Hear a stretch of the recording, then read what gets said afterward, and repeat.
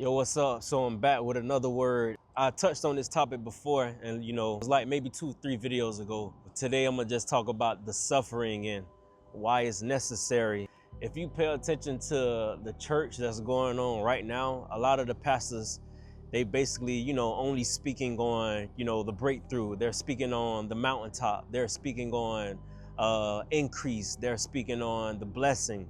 It's like we understand the benefit of the salvation, but a lot of people don't know the cost and the sacrifice of the salvation. Again, like I said in my previous video, if your life was all perfect, there would be no reason for you to give God the glory. There will be no reason for you to trust God. So God has to allow us to go through impossible situations to where He's the only one that can get us through these things, because it's in those times that's where we get to experience His goodness. If you only got in situations, again, that you can handle, you're going to give yourself the glory. If you got in situations that your mama and your daddy can handle, you're going to give them the glory. So you got to understand that God is a God that is selfish. He does not share glory whatsoever. And He perfects us through suffering. So I'm going to get straight into it again. This is because the modern church, or the new church, all these people that go to, these people that attend church, all they know is blessing. All they know is increase. All they know is God approve my loan. All they know is give me, give me, give me, give me. All they know is God be good to me, but they don't know be good to God. So I'm gonna be talking about why God allows us to go through suffering and the cost of this salvation. All right, so the first verse that I'm gonna look at is Hebrews 5:8-9. In Hebrews 5:8-9, this is what it reads. It says, though he were his son, he's talking about Jesus Christ, though he were his son, yet learned he obedience by the things which he suffered. In being made perfect, he became the author of eternal salvation unto all them that obey him. So in verse 8 again, it says, though he were his son, yet learned he obedience by the things that he suffered. Isn't it strange how Jesus Christ, the Messiah, had to suffer to learn obedience? The same man that walked on water, the same man that made the blind see, the same man that healed the lame, the same man that healed the woman with the issue of blood, the same man that resurrected from the dead. So if he had to go through suffering to learn obedience, who are we? Jesus Christ, with his own divine power, had to go through suffering to learn obedience. But yet somehow, we start going to church for maybe 1 year.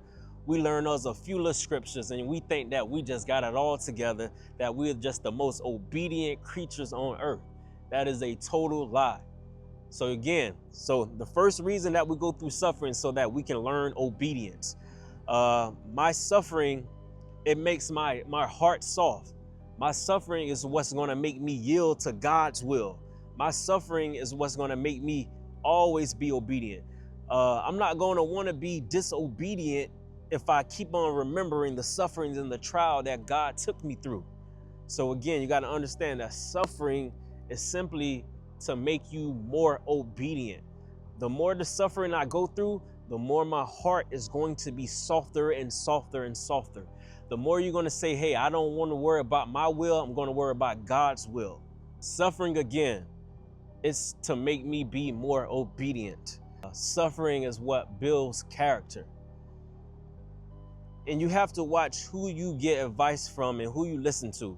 You can't be out here getting advice and listening to people that's never been through any suffering. Again, we relate to each other through suffering. It's going to be hard for us to relate to millionaires because we're not all millionaires. You got to listen to people that done been through some suffering. If a person ain't been through suffering with you, they're going to look at your problems like you complaining or something like that. So you got to get acquainted with people that done been through some suffering, that done been through some trials. Again, like if you look at just, politics today, some of these people that's in, politicians and things of that nature, the reason they don't want to look out for our people is because they don't understand our suffering. They never been through anything. So that's why they say things like, oh, we're lazy and things of that nature. But they don't understand the suffering that we went through. Suffering makes you it makes you pity others. It makes you empathetic to people's situation. Let's look at when Jesus was walking around and he seen all these people without a shepherd. What the Bible said. The Bible said that he had compassion and he had pity on these people because they were like sheep without a shepherd. Being that Jesus went through some suffering, he was able to relate and see the needs of other people. So that's what suffering does. It makes you realize the needs that they need fulfilled to make them grow. Jesus, it said it in the Bible. Jesus had pity on these people. And certain people won't have pity on you if they have never been through any suffering. All right, so the next verse that we're going to be looking at is Romans 5:3-4. Pay attention to what it's saying now, and I'm reading the Amplified version. Moreover, let us also be full of joy now. Let us be full of joy now. Let us exult and triumph in our troubles and rejoice in our sufferings, knowing that the pressure and the affliction and the hardship, it produces patient and unswerving endurance. And endurance, which is fortitude, develops maturity of character, which is approved faith. And character of this sort produces the habit of joyful and confident hope of eternal salvation. So again, in verse 3, it said that our troubles and our sufferings and our pressures and our afflictions, it produces patient and unswerving endurance. The Bible declares that we are in a race and we're trying to endure to the end. So my suffering, all it is doing, it's helping me to build up my faith. It's multiplying my faith. Again, in my last video, I said something like, just compare a person that's been through two sufferings maybe throughout their life and another person that's been through like 30 tribulations, right? If we compare these two, it's the person that done been through 30 trials that's going to have more faith in God because they done seen the goodness of God over 30 times. And this person that done, only been through 2 trials, you know what I'm saying? This person is going to have more faith in what God can do. So what God is doing with my suffering is he's trying to allow me to see his goodness, because it's going to be more and more trials coming along in our life. And what he's doing by showing us as our goodness is he's preparing us for a fiery trial that is soon to come, where you're going to have to trust in his goodness to get you through that. So what all God is doing is perfecting us. The Bible says that he that started a good work is going to finish it.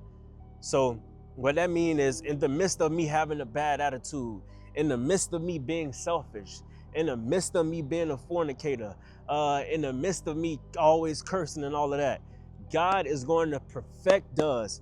He that started a good work will finish it.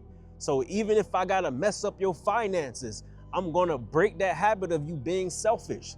Even if I got to, maybe get you sick from, but if I got to stop you from fornicating, I'm going to do it some way, somehow. If I got to make you lose your marriage because you don't know how to, talk with people with respect, I'm going to do all of these things simply because I'm trying to perfect you to the end. And one thing God won't let you do, he's not going to let you miss heaven. He's not going to let you die in your sins. Again, he that started a good work is going to finish it. So that means even if I got to cause trial and tribulation in your life to break all of these habits, I'm going to get these habits out of you. All right, so the next verse that we're going to talk about is James 1:2-4. First, I'm going to read the Amplified version, and then I'm going to go back to read the King James Version. And it reads, "Consider it wholly joyful, my brethren, whenever you are enveloped in or encounter trials of any sort or fall into various temptations. Be assured and understand that the trial and the proving of your faith bring out endurance and steadfastness and patience. But let endurance and steadfastness and patience have full play and do a thorough work, so that you may be people perfectly and fully developed with no defects, lacking in nothing." So now let me read the King James Version, and then I'm going to just break down this verse. It says, "My brethren, count it all joy when you fall into diverse temptations, knowing this, that the trying of your faith worketh patience. But let patience have her perfect work, that you may be perfect and entire, wanting nothing. So my trials is fully developing me. And let's pay attention to this fourth verse. It says, "But let patience have her perfect work." You see, what our problem is, we don't want to sit in our suffering. So what we are doing is we're trying to run out of suffering, run from certain sufferings just to run to another suffering. So for instance, some people will be in a bad marriage, right? And they don't want to sit through it to see what God is trying to do. So all they end up doing is running from this marriage. So they run to another marriage only to still have the same issues, because we're trying to build a life where we don't want to wait on God. We ain't trying to see what God is trying to have us rooted in.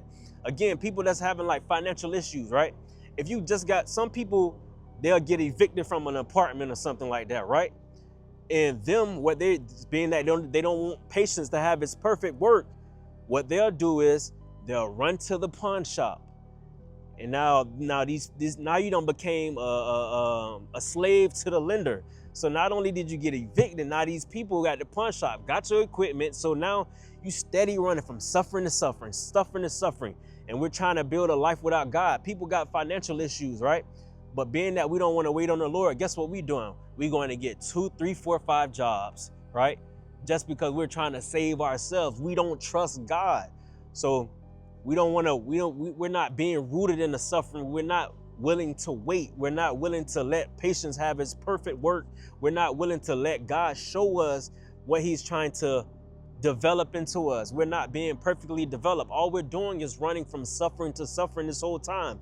So we got to get in the habit of just being rooted and waiting on the Lord. When the Israelites was going through all of this trouble in the wilderness, when Moses was on the mountain for too long and the Israelites, they was getting all impatient. They told Aaron, come on, Aaron, come on, let's build us a golden calf. Let's build us a golden calf. But all they did was lead to more suffering. They didn't understand what God was trying to do. When they got to the Red Sea, right? They thought they was about to die. And they just couldn't see a way out. But all God was trying to do them, and this is what Moses said. Moses said, "Be still and wait on the salvation of the Lord." This is the same thing as letting patience have its perfect work. Moses said, "Be still and wait on the salvation of the Lord." But the Israelites, they did not want to do that. They was willing to go back into bondage with the Egyptians just so they can hurry up and get out of this suffering that they was trying to get into. So that's another thing. God is trying to fully develop us. God is trying to let patience have its perfect work. But you will never see the perfect work if you're steady running from the suffering. I want to say this too.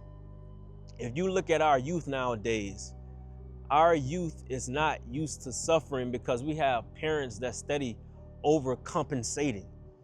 If you're paying attention to the youth, you will see that there is a rise when it comes down to suicides, because parents have built this life for these kids where they don't believe that they should be suffering. They think that something is going wrong with their life. You know, and most of us, of course, we don't want to see our kids struggle and all of that, but you got to think about what made you that hustler. You going through the suffering. What made you go out there and get it and grind? Because you went through the suffering. So now when your child does grow up and they're 25 years old, 30 years old, you like, why my kid don't hustle like me? It's because you done overcompensated for them. You didn't let them suffer. You didn't let them go through anything. And social media is not making it any better, because all they're doing is looking online. They're looking at the finished product. They don't see all the work, all the suffering that people done went through to get this nice car that they got. They don't see, you know, people look at other marriages and they like, oh, people got all these perfect marriages, but they don't know the suffering that these people went through to have this good marriage.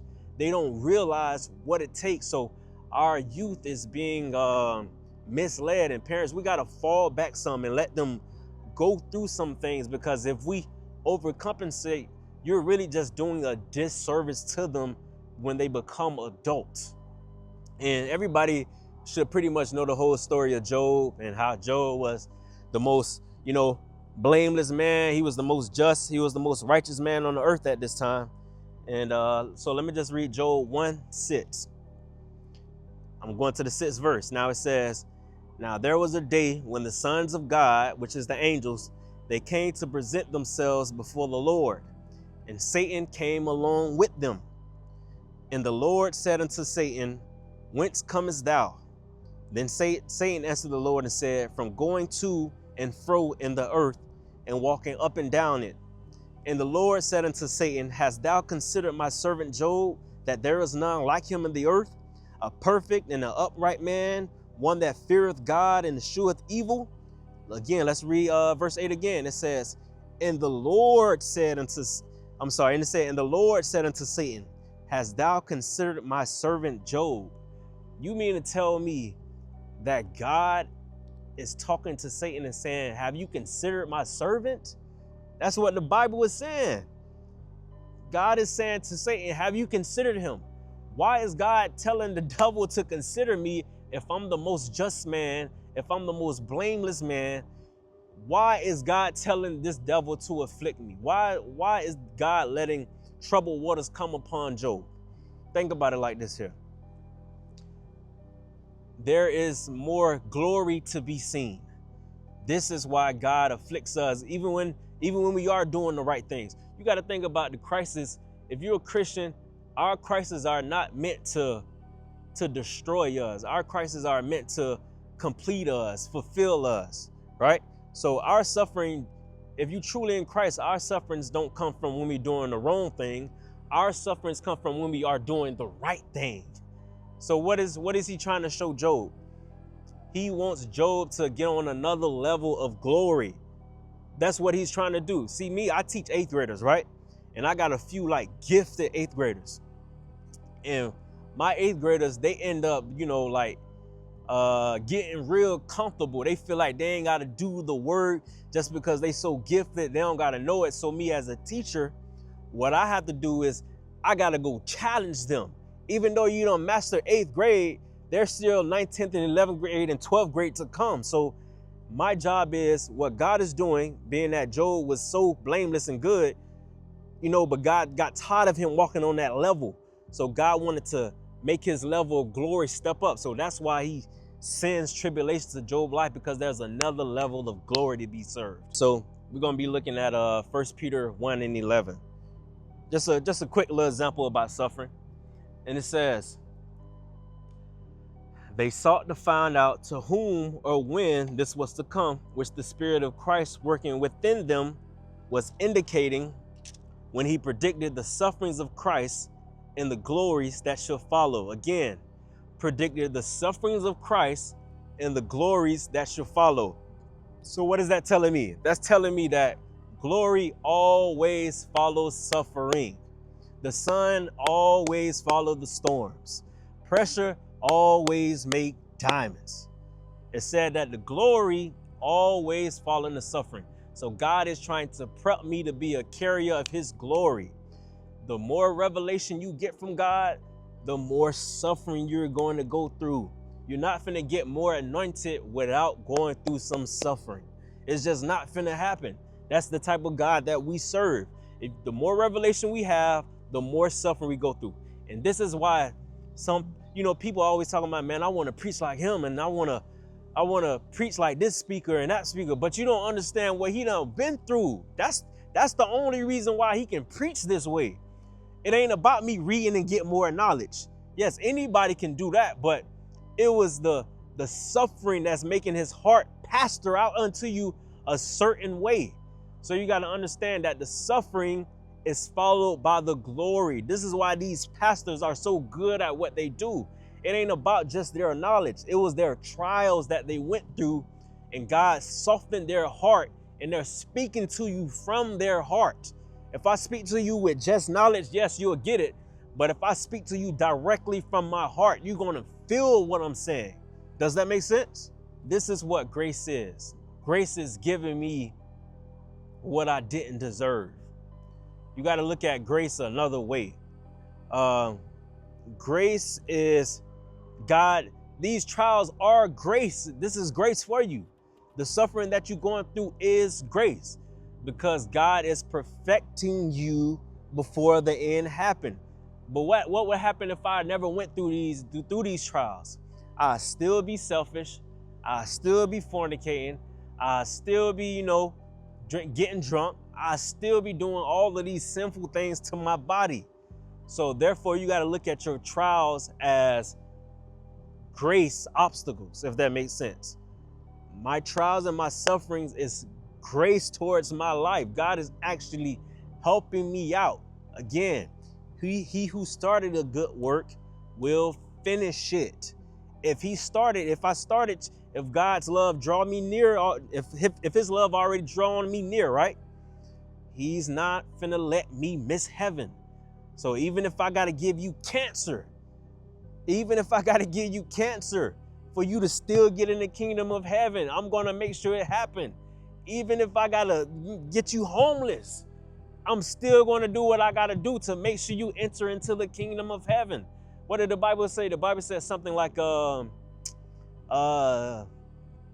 off your right hand, lest your whole body be. That's what he's saying. Even if I gotta get you homeless, I'm gonna get you still into heaven, because I gotta break you, and you have to surrender your own will so that you can do God's will. And I'm gonna read one more verse. All right, so I'm at 1 Peter 4, 1 through 2. 1 Peter 4, 1 through 2. So since Christ suffered in the flesh for us, for you, arm yourselves with the same thought and purpose, patiently to suffer rather than to fail to please God. For whoever has suffered in the flesh, having the mind of Christ, is done with intentional sin and has stopped pleasing himself in the world and pleases God, so that he can no longer spend the rest of his natural life living by his human appetites and desires, but he lives for what God's wills. All right, so again it said, I would patiently rather suffer than to fail to please God. So my suffering is actually pleasing to God because the glory is going to come from it. My suffering is giving up my will. My suffering is giving up my desire. So I hope we understand, why God is allowing us to go through suffering. And again, it's just not you get a more intimate relationship with God when you are going through the suffering. You see, yes, I can get revelation from God on a mountaintop. I can get revelation from God from the blessing. I can get revelation from God through the breakthrough. But you get more revelation when you're going through the fire, when you're in the valley of death, when you're in the wilderness, when you're in the hard place. You get more revelation from that point right there. Like when I'm down to my lowest, when I'm like literally down, when I'm deep and depressed, you get more revelation from God when you are at the bottom. So yes, the breakthrough is good, but you got to go through the valley of death. You build a more intimate relationship with God. I discovered one of my most favorite verses ever, man, when my first time ever going through depression, maybe 8 years ago.